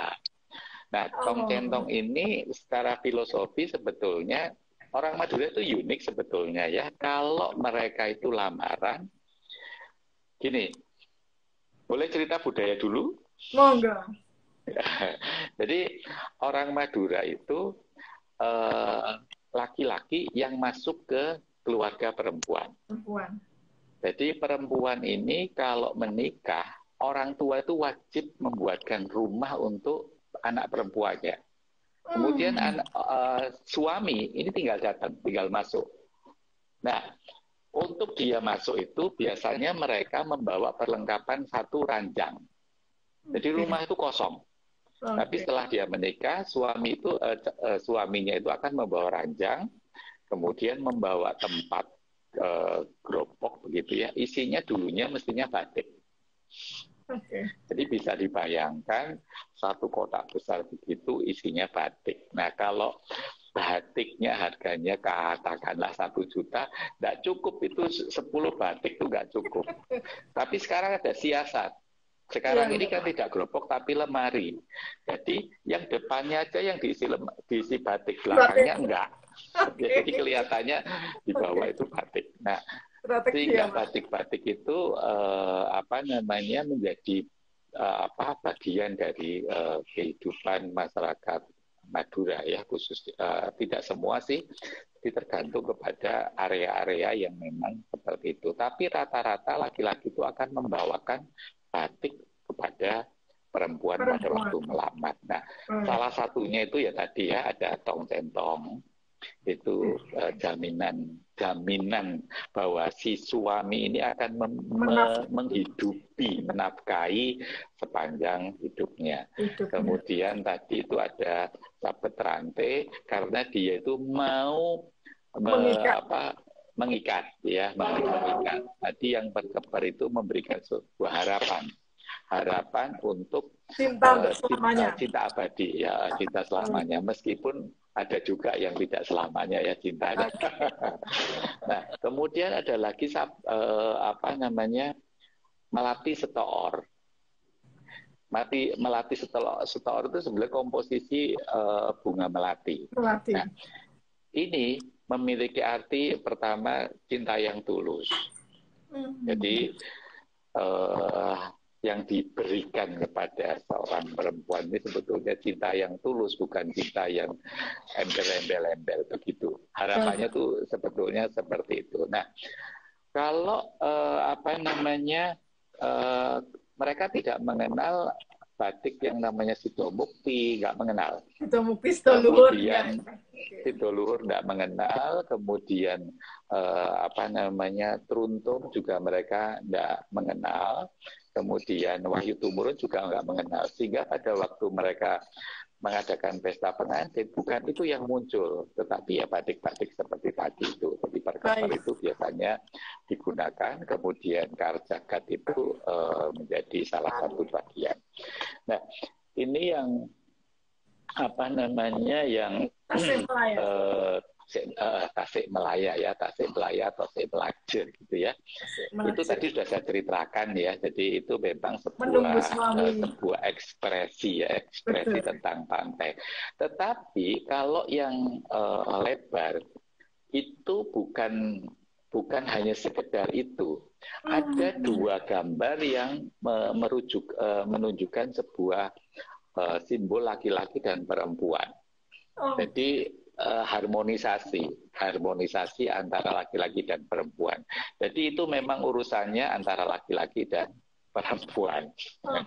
Nah, itu yang menurut saya cukup menarik. Kalau perkeper sudah jelas ya. Kemudian Seko. Ya, kalau Seko itu sekarang sudah enggak populer nama Seko. Yang populer itu seperti nama Jawa, Junjung Derajat gitu ya. Tapi kalau saya bukan itu ya. Jadi Seko itu sama ya, bentuk begini, siku. Kalau di Tulungagung itu sikon. Jadi sama seperti sikon. Siku begini ya. Nah, siku ini cukup populer ya, tapi tidak sepopuler seperti perkeper, kemudian Tasik Melajer gitu ya, tidak sepopuler itu. Terus kemudian yang Seko ini jarang tidak terlalu populer, tapi itu sebetulnya kalau merujuk kepada itu kan selalu sebetulnya harus ke atas ya. Jadi sebuah harapan kepada selalu semakin lama semakin meninggi, semakin ke atas. Nah, ada yang unik itu adalah sebetulnya pengembangan dari pucuk rebung. Mereka mereka sebut pocok ya, pocok, pucuk. Jadi segitiga begini motifnya. Saya ini ada kekeliruan, saya pikir tidak sampai harus menunjukkan gitu ya. Jadi nggak saya siapkan. Oh, oke, baik, Pak. Nggak apa-apa, nanti saya Pucuk bantu di narasi nanti. Baik. Ya, jadi pucuk rebung di sana disebut dengan pocok ya, pocok rebung gitu ya, pocok. Itu adalah secara filosofi itu adalah simbol dari pohon kehidupan. Jadi bentuknya segitiga dan kemudian dalamnya selalu ada motif. Sebetulnya yang paling kecil itu pinggiran ini. Ini pucuk rebung seperti ini. Tetapi ini bisa dikembangkan menjadi selebar ini, panjang sampai bawah. Nah, tetapi selalu dalamnya ada unsur tanaman seperti ini karena ini adalah simbol pohon kehidupan, gunungan. Nah, yang gunungan ini adalah sebuah pemahamannya adalah sebuah keseimbangan. Jadi harmoni antara yang atas di sini dengan yang di bawah. Jadi bawah ini dunia real, yang ini dunia bukan real, ya artinya sudah kayangan sorga dan lain tempat para leluhur dan lain-lain. Nah, ini yang medium. Medium ini yang menghantar antara ini dan ini. Jadi ini bukan dunia manusia. Dunia manusia di bawah. Nah, filosofi daripada ini adalah harmoni. Nah, di mana terjadi harmoni antara yang atas dan bawah, antara mikrokosmos dan makrokosmos, disitulah terjadi kemakmuran, kesejahteraan, kesuburan. Sehingga motif itu ada sebuah kandungan yang harus disampaikan, yang akan tersampaikan bahwa hidup itu harus harmoni. Itu yang paling luar biasa sebetulnya, dan itu sangat lazim di Jawa Timur, khususnya di Sidoarjo itu motif seperti itu sangat populer. Meskipun itu juga ada di Jawa Tengah ya, misalnya seperti Kebumen itu punya motif seperti itu. Mereka menyebut sirikit. Padahal sebetulnya kalau kita pahami sirikit itu kan identik dengan bunga anggrek gitu ya, karena kecantikannya tuh seperti itu ya. Nah itu. Nah kalau motif-motifnya, nah ini tidak filosofi tapi motif ya, menyebut nama ya. Jadi ini namanya ramo. Ramo itu. Iya. Oke. Ramo itu akar. Oh, akar. Ramo akar. Jadi garis teredet begitu aja seperti akar begitu. Nah, karena ini bentuknya wajik ya, makanya ini disebut dengan ramo beji ya. Beji itu wajik karena ya. W nggak bisa ngomong W apa ya? Ya. Kemudian ini ada yang bulat-bulat gini. Itu ramo kipas. Jadi seperti kipas yang disusun begitu. Nah, ini kalau ini ramo itu, ini ramo akar. Jadi seperti akar yang natural. Ya. Mudah-mudahan kelihatan ya. Nah, ini yang tadi saya sebut dengan penggedung. Kembang gadung. Kembang gadung ini dari dari Sampang, tapi kembang gadung ini hampir semuanya ada mulai dari barat ke timur, memiliki semuanya itu. Ini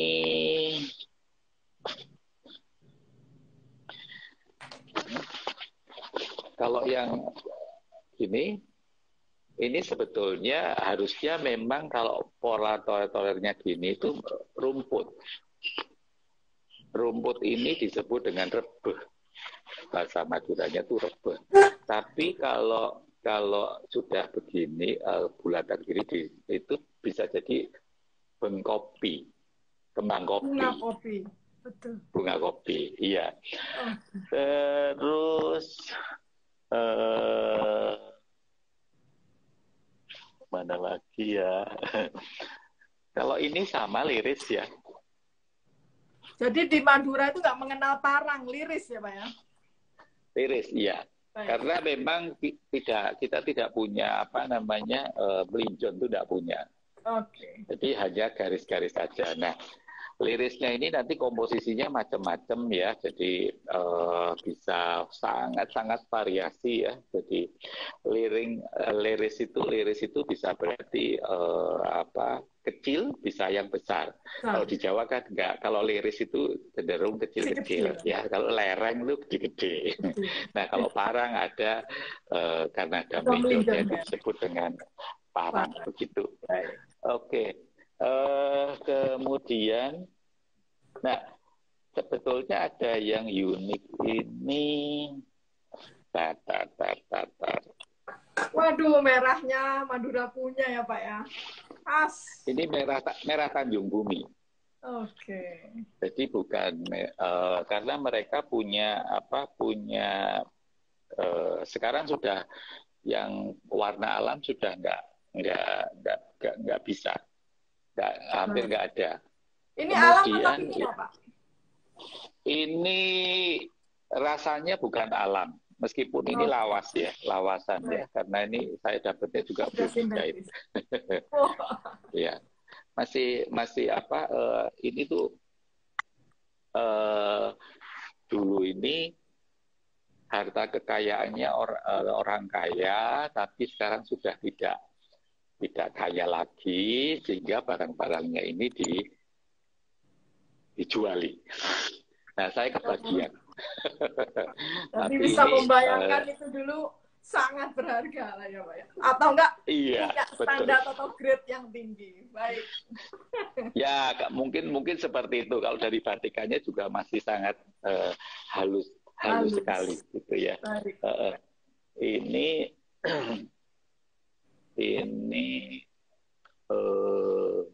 sebetulnya sama ya, Bang Gedung ya. Ya, jadi Gadung, tapi ini rebeh ya. Jadi ini garis, terus kemudian thread hanya garis-garis begitu. Jadi kembang gadung itu seperti itu. Oke. Iya, saya harus buka. Nah, oh ya, ada sesuatu yang menarik di Madura ini, khususnya di Tanjung Bumi. Rasa-rasanya menurut saya ini pengaruh Islam itu sangat kuat sekali. Jadi mereka tidak pernah mengekspresikan makhluk hidup itu seperti makhluk hidup. Tidak real. Tidak real. Jadi misalnya, Nanti kalau di Pekalongan macam Rifaiyah gitu ya Pak ya?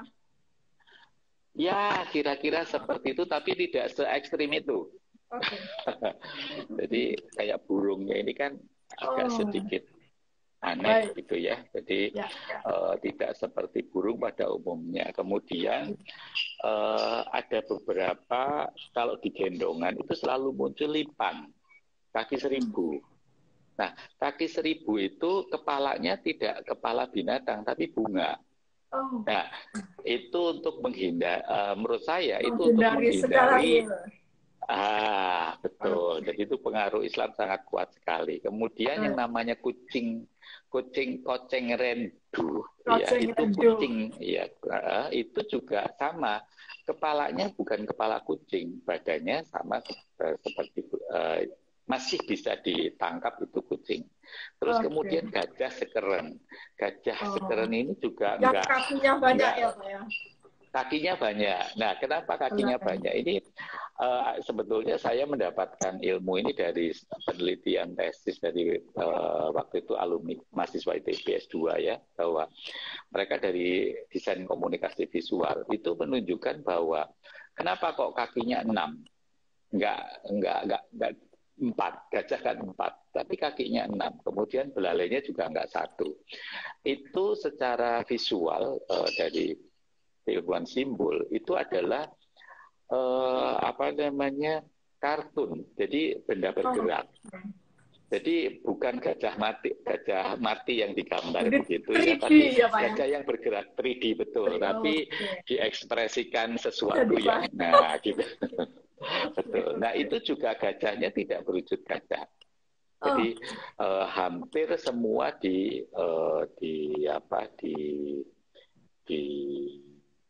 stilisasi. Digambar tidak sesuai dengan makhluk hidup yang real. Tidak secara real. Nanti burungnya juga manuknya orang Tanjung Bumi yang khas yang disebut dengan manuk itu juga badannya tuh panjang, tidak seperti burung. Sama seperti orang Pamekasan juga begitu, dia membuat burungnya itu juga agak sedikit aneh ya. Jadi keteran, perkutut itu perkutut kan mestinya harus gemuk gitu ya. Ini nggak lurus begini. Nah itu mengekspresikannya sangat berbeda sekali. Sama seperti gambar kapal ya. Kapal di di Tanjung Bumi itu juga kapalnya kapal berjalan. Jadi ada asapnya yang mengarah kemana dan benderanya mengarah kemana. Itu yang menurut saya cukup khas. Habis gitu yang khas lagi itu mata keteran. Mata keteran itu sama dengan geringsing. Jadi geringsingnya Jawa. Jadi cuma teknik pembuatannya yang tidak sama. Kalau di Jawa ini itu kan bulatan tapi 3 dimensi. Jadi ada bayangan ya sebuah geringsing. Ya di sana nggak hanya bulatan saja. Bulatan terus kemudian tengahnya yang tidak terkena malam jadi titik. Nah, geringsing di sana bervariasi sekali, tapi mereka tidak istilahnya saya mengkategorikan sebagai geringsing, tetapi masyarakat Madura sebetulnya tidak mengenal kata geringsing. Jadi tadi itu mata keteran, jadi bulatan dengan titik di tengah, kemudian sisik ikan, sisik ya. Jadi sesek itu seperti, tapi seseknya tidak segaris begini, tapi berulang-ulang. Nah, itu yang dimiliki oleh Madura. Agak sedikit beda dengan Jawa. Begitu. Wah, istimewa. Ya. Nah, ada lagi ini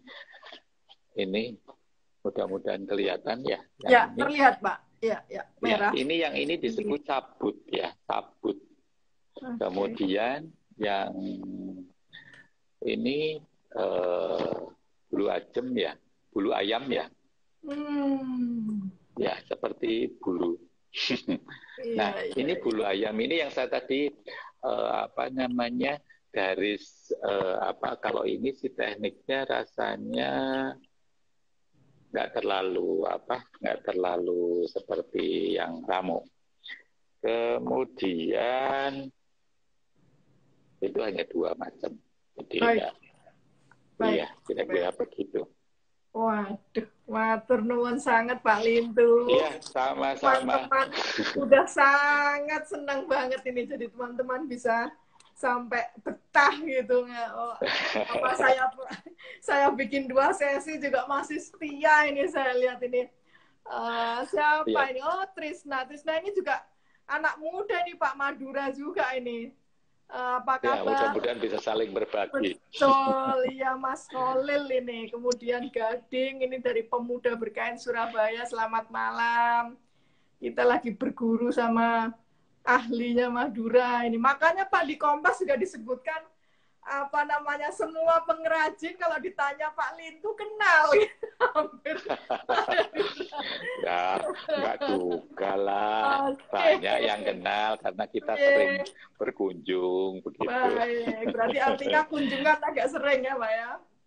Ini ada. Ya, karena komunitas kita itu kan memang edukasi, sosialisasi tentang batik Jawa Timur. Jadi kadang-kadang perajin itu tidak punya motif yang tidak tahu motif yang lawasan begitu. Jadi misalnya gini, ada seorang perajin datang ke saya, Mas, mbok saya dikasih, bukan dikasih, motif nama ini tuh seperti apa sih gitu ya. Saya tunjukkan gini, oh gitu ya, gitu ya.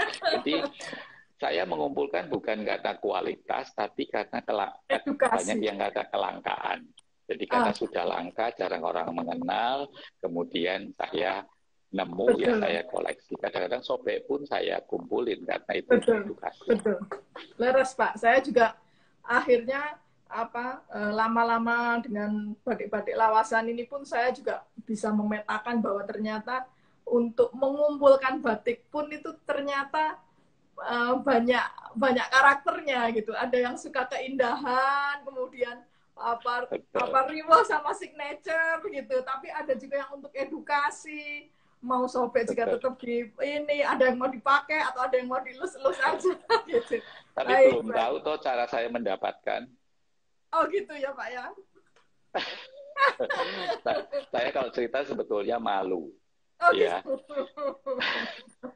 ya karena pertama saya kan karena jalan ke desa-desa begitu, kadang nyauti jemuran. Jadi ada batik dijemur, dicuci begitu karena saya belum punya dan menurut saya menarik. Biasanya saya datangi. Iya, ya, Saya belum kering udah datangi, dipesen ya, Pak ya. kemudian jadi tukang nyaut gitu ya, tapi ya bukan mencuri. Saya agak ngomong dengan Betul, yang betul. punya. Ini Baik. punya siapa? Oh punya saya gitu. Boleh nggak dibeli? Eh, Waduh, terus kalau dibeli gimana? Diminta gimana? Saya beli atau saya ganti gitu loh, ganti dengan yang baru gitu. Oh ya, itu banyak yang saya dapat. Yang malu lagi adalah gini, ada orang pakai mbok-mbok begitu ya, ibu-ibu tua begitu ya, baru jalan di pinggir jalan raya begitu, pakai sesuatu yang saya nggak pernah lihat. Dan saya berhenti, terus kemudian saya tanya, Bu, rumahnya Ditanya. mana? Gitu ya. Rumah saya itu loh, Kang, itu masuk. Ayo Bu pulang. Gitu. Loh, Ganti bukan ya, saya Pak. itu, saya mau pergi ya, pulang dulu lah sebentar aja gitu ya. Kemudian sampai di sana, Bu, Ibu ganti deh batiknya itu. Saya gak beli atau saya ganti batik baru gitu. Sampai itu loh aneh-aneh wong orang batik saya pakai, jarit saya pakai kok suruh ngelepas gitu.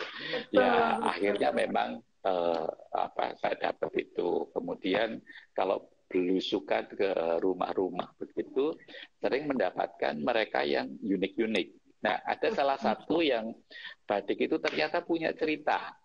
Hmm. Jadi Jadi ada behind the scene-nya ya, Pak ya. itu nanti Ibas komunitas batik Jawa Timur ini akan menampilkan hal-hal seperti itu nanti di tahun ini. Jadi ada satu yang batik itu didapatkan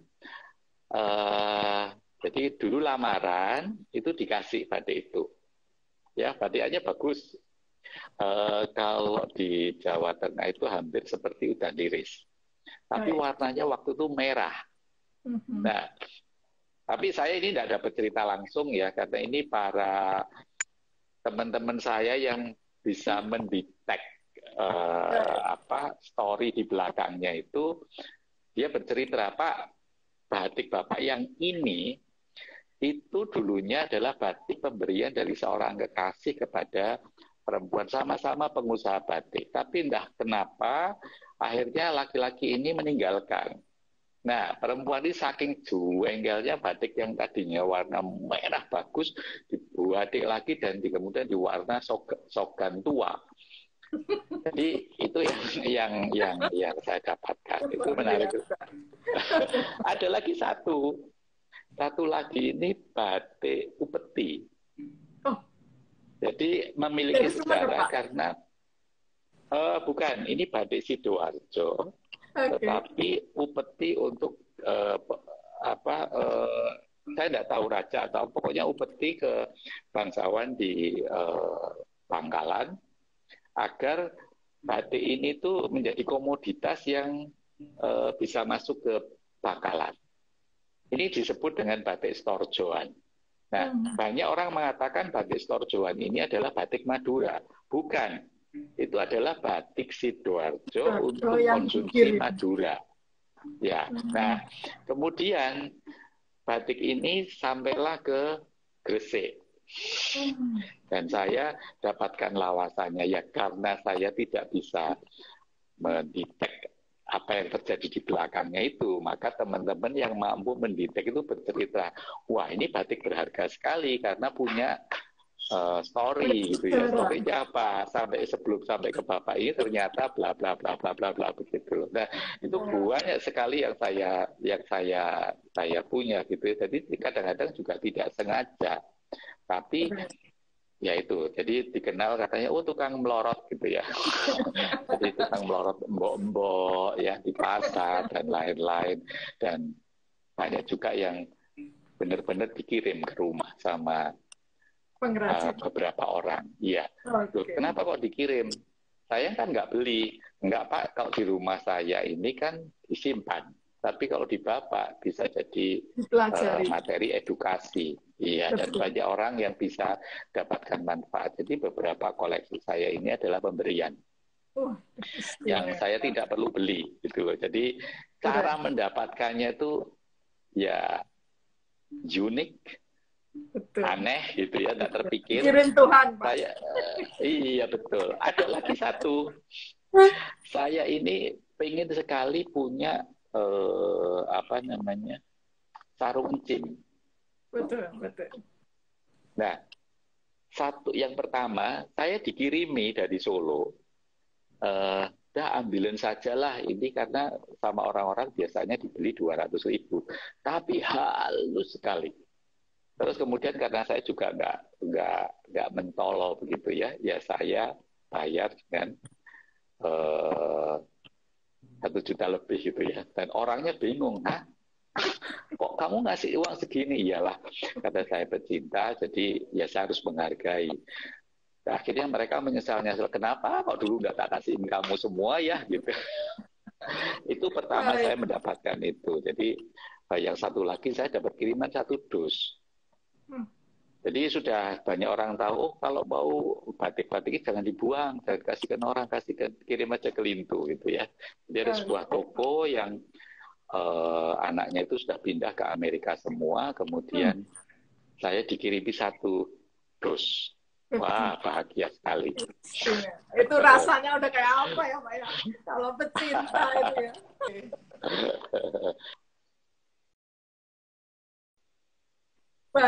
Baik, Pak Lintu.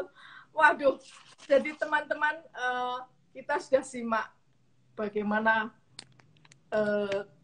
selisih program Selisih Batik. Saya pernah baca di Kompas itu sampai menyatakan Pak Lintu cinta mati sama Batik Madura, itu sudah kemudian malam ini kita buktiin gitu ya. Nah, Pak Lintu, teman-teman ini kan kemudian jatuh cinta, kemudian nyimak Pak Lintu, terus wah seneng gitu ya, punya harapan, jadi kemudian pengen belajar lebih lanjut. Nah, sekarang kita waktunya akan membahas tentang komunitas batik di Jawa Timur, yakni Kibas. Karena kan kita juga tahu juga Pak Lintu ini ketua Yayasan Kibas. Nah, Kibas itu apa sih Pak? Selintas mungkin teman-teman bisa, apakah itu terbuka untuk umum, apakah bisa gabung, dan bagaimana caranya? Monggo Pak. Kibas itu awalnya memang lembaga tidak legal. Bukan legal, spontanitas gitu, ya kita ya hanya seneng kumpul lah gitu ya. Jadi kita tidak punya wadah yang formal, karena memang awalnya kita itu terdiri dari dosen, mahasiswa, dan juga masyarakat di sekitar Universitas Kristen Petra Surabaya. Jadi awalnya kita tuh sebetulnya buat pelatihan ke ibu-ibu Karang Tarunnya di Kelurahan Siwalankerto, di mana Universitas Kristen Petra itu berada. Nah, itu sekitar awal tahun 2000-an. Kemudian sesudah itu kita tuh berpikir bahwa, nah kalau cuma pelatihan seperti ini lalu manfaatnya apa gitu. Nah, kemudian pelatihan ini ada ke beberapa SD, SMP, SMA, dan akhirnya cukup meluas. Nah, kemudian kita awalnya itu menjadi sebuah wadah yang pinginnya hanya komunitas batik. Dan awalnya namanya adalah Komunitas Batik Surabaya. Jadi kalau disingkat Kibas. Nah, tahun 2009 pada waktu kita ngadain acara besar, waktu itu teman-teman media banyak yang datang, ada dari Kompas, Jawa Pos gitu ya, dari radio, ada SS, ada sekolah SMA, Karolus, dan beberapa begitu hadir. Kemudian akhirnya teman-teman media itu mengatakan, loh Mas, kalau ini Kibas saja Komunitas Batik Surabaya, terus orang-orang yang di luar Surabaya kan nggak bisa gabung gitu. ayolah dibuat Jawa Timur. Nah, akhirnya 2009 itu resmi kita membuat mendeklarasikan menjadi komunitas batik Jawa Timur. Tapi nama Kibas ini tidak berubah gitu ya, karena sudah kadung gitu ya, sudah kadung orang mengenalnya Kibas. Begitu. Kalau dulu Kibas komunitas batik Surabaya, sekarang menjadi Kibas ya hanya kata aja Kibas. Nah, kemudian mulai 2009 saya sebetulnya ini harus berterima kasih sekali kepada Kompas, karena sebetulnya Kompas ini yang membesarkan komunitas kami. Salah satunya waktu itu kami diekspos besar-besaran, satu halaman di tengah itu kan sesuatu yang spesial gitu loh, spesial banget gitu loh ya. Dan tentunya kalau kami non-profit nggak kuat lah bayar untuk seperti itu. Nah, dari situlah kemudian mulailah dikenal oleh pemerintah daerah, kemudian ada lembaga. Saya tidak bisa melepaskan Museum Kretek House of Sampurna, karena mereka ikut membesarkan kita. Jadi setelah Sampurna saya ingat. Ya, itu pameran kita setiap tahun di sana. Nah, namun foundernya itu memang dari teman-teman di Universitas Kristen Petra itu tadi. Jadi kita sampai beberapa tahun masih tetap di Petra ya, karena ya belum punya apa-apa gitu ya. Jadi tetap dengan Universitas Petra, dan mereka memfasilitasi kita untuk pameran, workshop, seminar, dan lain-lain. Nah, sampai dengan saat ini berarti kita sudah 10 tahun lebih. Sudah 13 tahun ya. 13 tahun. Nah, itu yang terjadi di komunitas batik Surabaya, Jawa Timur ya. Jawa Timur. Nah, tahun lalu, tahun 2001 ya, berarti kemarin baru kita membentuk sebuah yayasan, yaitu Yayasan Batik, Yayasan Kibas Batik Jawa Timur. Nah, sekarang sudah formal, tapi keanggotaan kami tidak mengikat apa-apa gitu ya. Maksudnya tidak, ya oke lah kita gabung monggo gitu ya. Jadi media kita lewat WA group, juga lewat FB.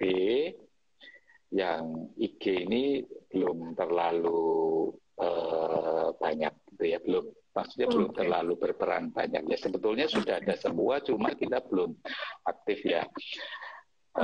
Kemudian kalau keanggotaan kita di FB itu sudah sampai hampir 1000-an kali ya, dan ya yang tergabung di situ tidak hanya di dalam negeri, tapi sudah sampai luar negeri juga ya. Ada teman-teman di Belanda, di Jerman, ada di Malaysia, ada di Singapura, begitu, ada di Australia. Nah, mereka sudah mulai bergabung. Jadi itu yang kita miliki. Nah, program kita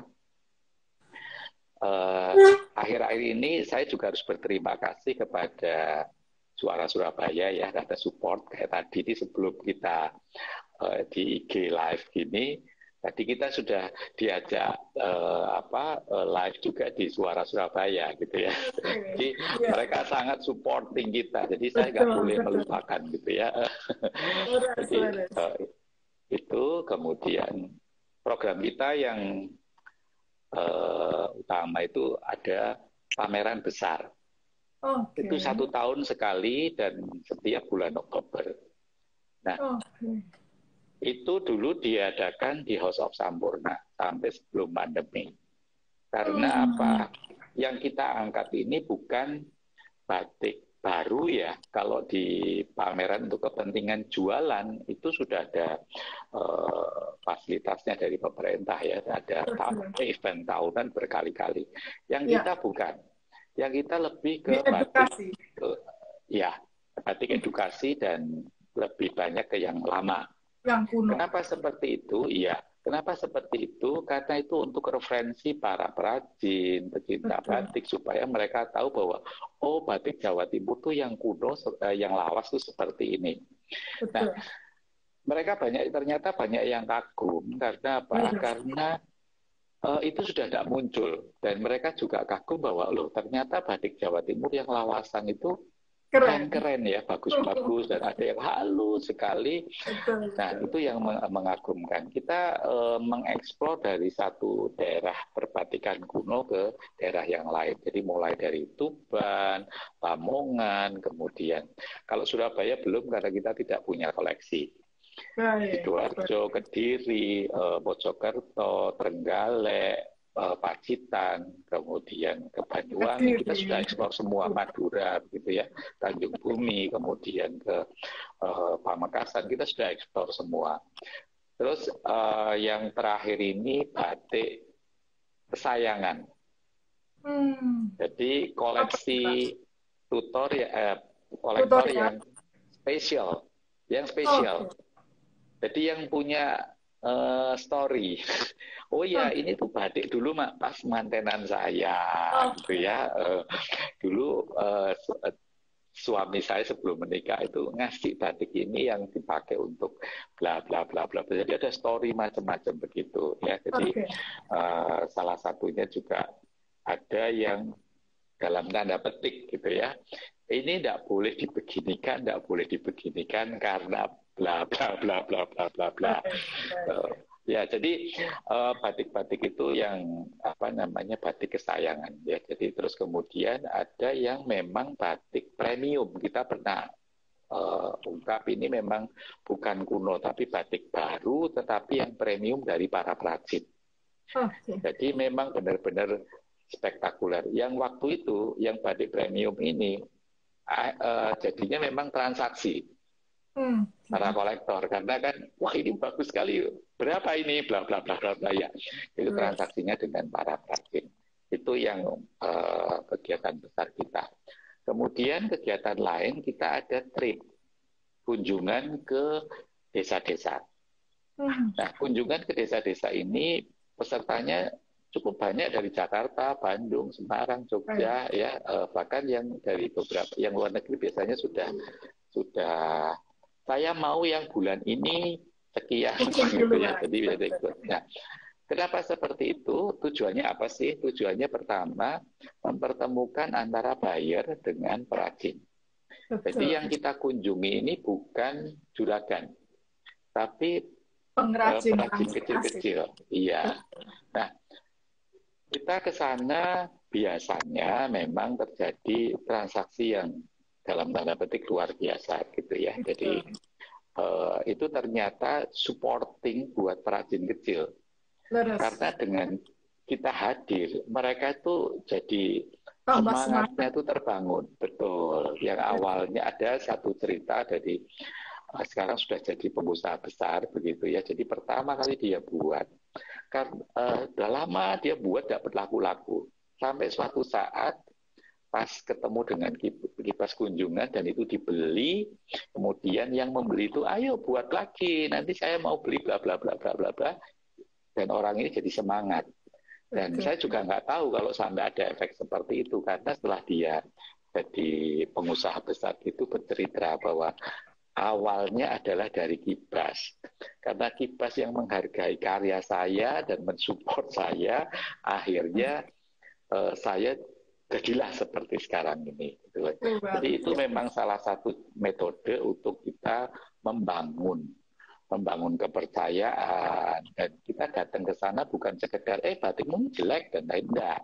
Kita tetap beli, kemudian kita mengedukasi, Mbak, kalau misalnya loh ya gitu, ini motifnya ini dikecilin sedikit gitu supaya nanti kalau dipakai begini, terus warnanya dikomposisikan gini gimana, oh ya bisa gitu ya. Terus kemudian itu salah satu edukasi, ada diskusi di situ ya Pak ya. Betul. Terus kemudian biasanya kita akan ada semacam market pasar dadakan gitu ya. Jadi pasar dadakannya ini kita mengundang banyak perajin yang lain untuk datang, kemudian mengadakan sebuah pasar. Kemudian yang ketiga, karena kunjungan kita itu tidak hanya untuk selembar batik, tetapi batik dan budayanya. Jadi kita biasanya mengeksplor kuliner. Jadi kalau kita kunjungan ke suatu daerah, kita tidak mau makanan kota, tapi makanan yang ada di tempat. Yang Dan khas. itu kita menemukan makanan-makanan yang tidak ditemukan di kota atau di tempat kita sehari-hari. Kemudian berikutnya itu budaya. Jadi mereka punya budaya apa? Ada yang tayub, ada yang apalah disajikan, dan kita ikut terlibat di sana. Dan pada waktu malam kesenian itu biasanya ibu-ibu itu tampil dengan kain-kain yang mereka beli.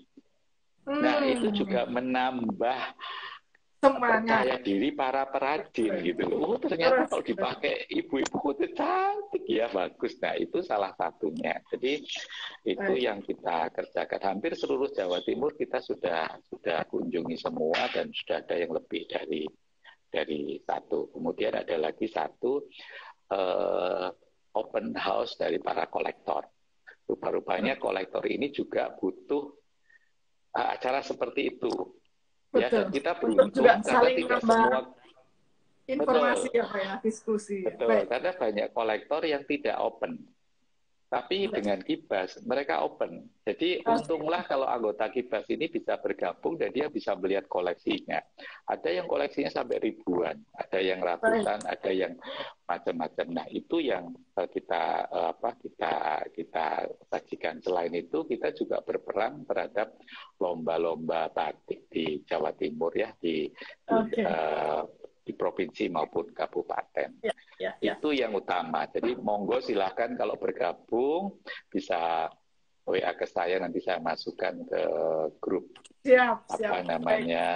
grup WA. Tapi kalau di FB ya hanya komunitas Kibas, komunitas batik Jawa Timur, karena ada dua. Satunya komunitas batik Surabaya.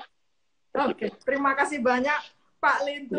Waduh, sama-sama. Ini memang seru ya teman-teman, istimewa. Sudah 2 sesi loh, itu artinya 2 jam ini kok ya alarmnya udah nyala juga lagi. Pak Lintu, saya sejujurnya masih penasaran, karena saya pikir desain interior, kemudian keterlibatan teman-teman muda mahasiswa Petra khususnya ya, karena tadi kan diceritakan Pak Lintu juga cikal bakalnya Kibas itu juga dari teman-teman Petra. Kemudian saya pengen gali anak-anak muda Surabaya, kok ternyata itu keren kayak begitu. Pas selama ini kita pikir batik Jawa Timur ada, nggak taunya ternyata nggak cuma ada tapi istimewa. Cuman waktunya. Jadi teman-teman, saya sudah 2 jam ini, kasihan Pak Lintu, waktunya istirahat. Nanti kita sambung lagi. Moga-moga Pak Lintu nggak bosen ya Pak. Nanti kita ngobrol tentang anak muda Surabaya dan batiknya, tentang interior desain, apakah kemudian ada bisa batik-batik itu bisa jadi aksen atau nilai-nilai ornamen-ornamen dalam interior. Wah, ini kan malah justru ahlinya ini malam ini gitu. Baik, matur nuwun Pak Lintu, teman-teman semuanya, Pak Given, Rusdi, Mas Kolil, Trisna Badik, Mas Gading, Pak Yanto Suwandi, semuanya nggak bisa saya sebutkan satu-satu. Pak Yanto Suwandi iya, Mbak Arif Rakim, semuanya matur nuwun. Pak Lintu juga, teman-teman juga yang sudah setia sampai 2 kali saya putus. Akhirnya selamat malam. Assalamualaikum. Matur nuwun Pak Lintu.